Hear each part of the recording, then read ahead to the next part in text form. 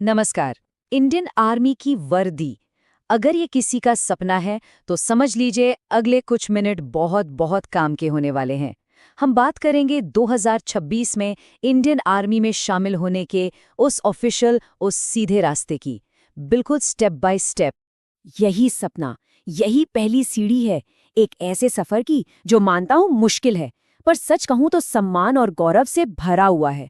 तो चलिए देखते हैं कि इस सपने को हकीकत में कैसे बदला जाए। अच्छा, तो सबसे पहले ये समझते हैं कि ये डायरेक्ट ज्वाइनिंग आखिर है क्या। देखिए, इसका मतलब एकदम साफ है।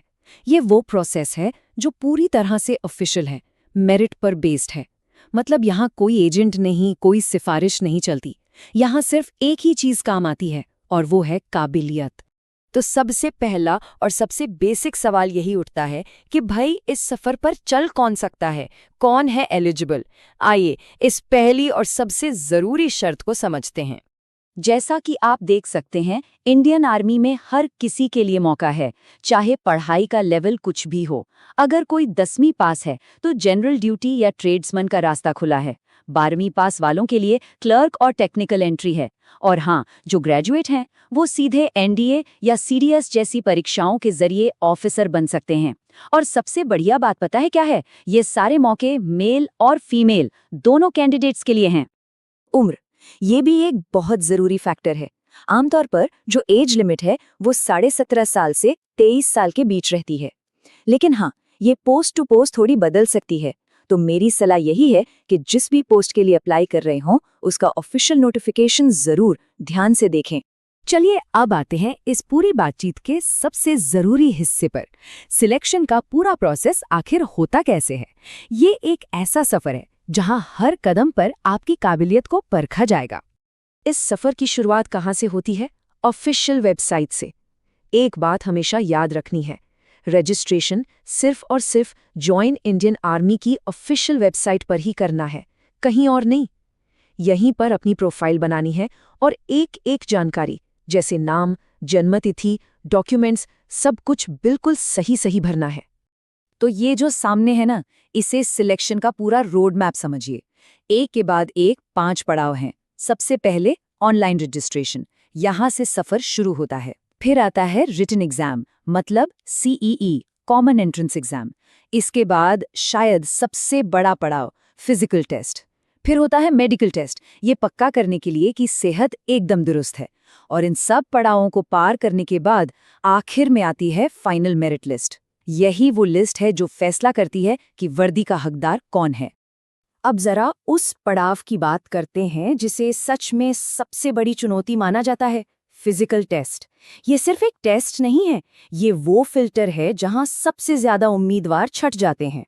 यहाँ पे ना असली इम्तिहान होता है। 1600 मीटर की दौड़, पुल अप्स, 9 फीट का गड्ढा कूदना और बैलेंस टेस्ट।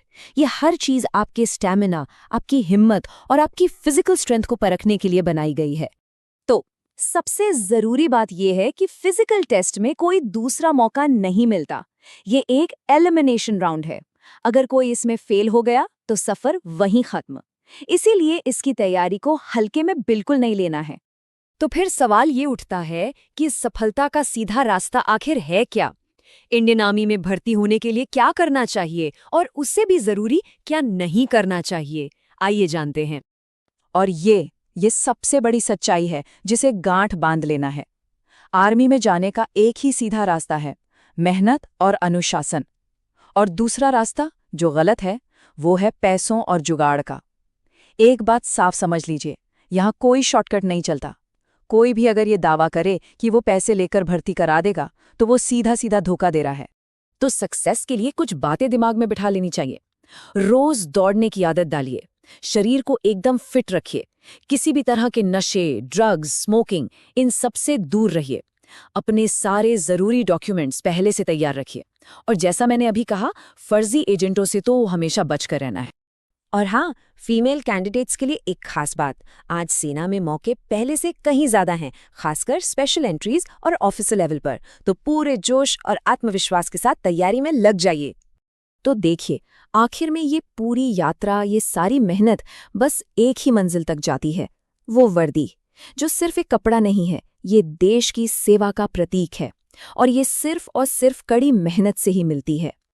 अगर इस पूरे सिलेक्शन प्रोसेस को एक सिंपल से फॉर्मूले में डालना हो तो वो ये है: अनुशासन प्लस कड़ी मेहनत और प्लस लगातार कोशिश, मतलब कंसिस्टेंसी।